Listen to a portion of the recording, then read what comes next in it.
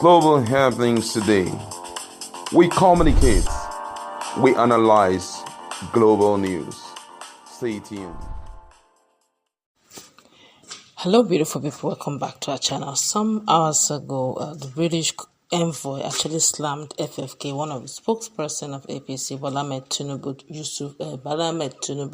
Shettima's campaign, and over so many things being made or said by him, and the fact that also some of these controversies trailed the gubernatorial elections in 18th of March 2023. Well, they even went further to reveal 10 persons from visa ban list, of which FFK also, APC chieftain, have also reacted. In fact, he's blowing gasgos on this matter. Nigerians are observing. Well, as we speak, the United Kingdom has criticized Femi Fani-Kayode, a chieftain of the All Progressive Congress APC, over controversial comments made during the electoral season. Ben Jones, British Deputy High Commissioner to Nigeria, during an interview with Nigerian Info, a radio station, said APC presidential campaign spokesperson made derogatory remarks while marketing as Bola Tinubu, presidential candidate of the ruling party who eventually won the election. Fani Kayode came down. FFK have also decided to. This is how his exact words, FFK's exact words on the matter. I said, I would advise this Ben, who I am told is the Deputy High Commissioner of the UK to Nigeria, to his nose, that he should keep his nose out of our internal affairs. Nigeria stopped being a British colony 63 years ago, and we need no lessons from him now on how to run our affairs or conduct our politics. I know that his preferred candidate did not win the presidential election, but that does not mean he should cross the line and take liberties with us here. I wonder who he thinks he is. I am not one of those Nigerians that bows, shakes, shivers, and trembles before the British or indeed any other foreigner.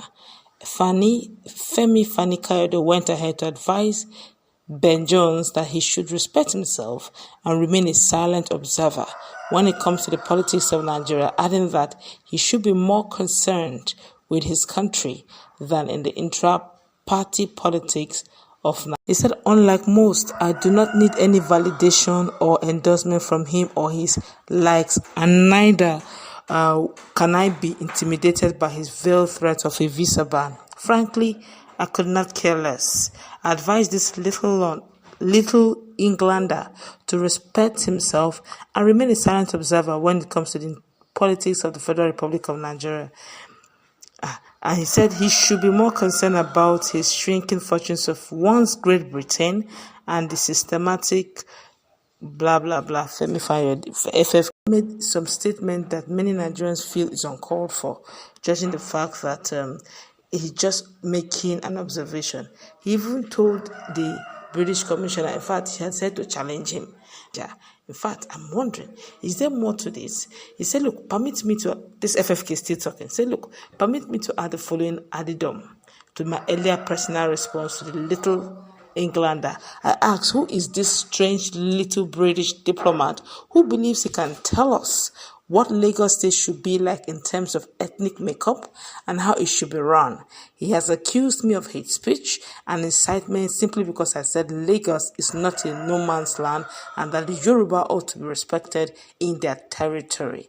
Well, let me say clearly and categorically that I have no apology for saying this, and I stand by every word I said.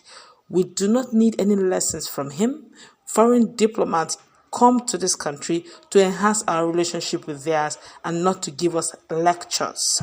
They are not supposed to interfere in our internal affairs, to be partial, to tell us what to do or to tell us how to do it.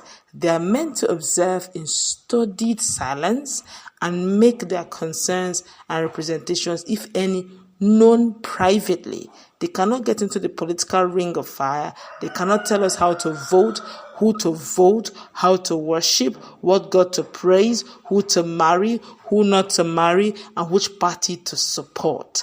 Neither can they threaten us and impose their double standard and woke and globalist values on us. That strange little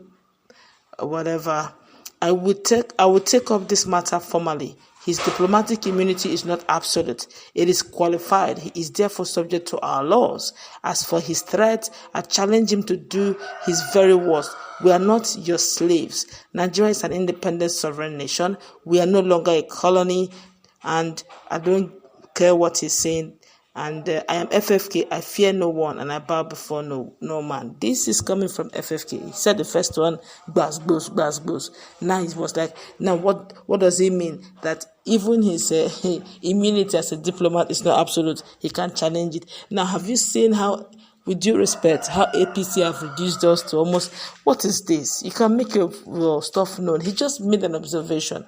And it's actually a global standard, okay? But he's taking it personal, bringing that same thing we are talking about. Can't we just, and this FFK we are talking about is someone who's very learned. He's a lawyer. Yes, he's schooled abroad. In fact, he's schooled in UK. That same UK that is making so much, that is dragging and he's saying he doesn't bow to anybody. He's schooled in UK. Many Nigerians are talking in no particular order. Let's just take their what they said and wrap this up. Of course, there are two sides to the coin. This one here say, I think FFK does not know the politics of Western countries. Besides being a spokesperson of a controversial election that is before the court, what public office does he presently hold? When did he join the APC? Was he not the one they recently invited by DSS? Has he been cleared from EFCC case? Was he not the one condemning APC before joining it? It is only in Nigeria that people like FFK still have a space in public arena, who by now supposed to be serving a jail term. Advise APC to take note of people like FFK and Festus Keyamo. As the proverbs say, a thief that wants to steal from you knows how to go about you, that you might not be aware. Nigeria should know that there has never been an election that divided this country like this one, and also a more controversial like this one, both at the federal and state level, with the foreign observers condemning it too. Can FFK sincerely, from a God-fearing conscience, said that APC truly won this election? Sometimes it feels like someone that did not go to school or who did not understand times.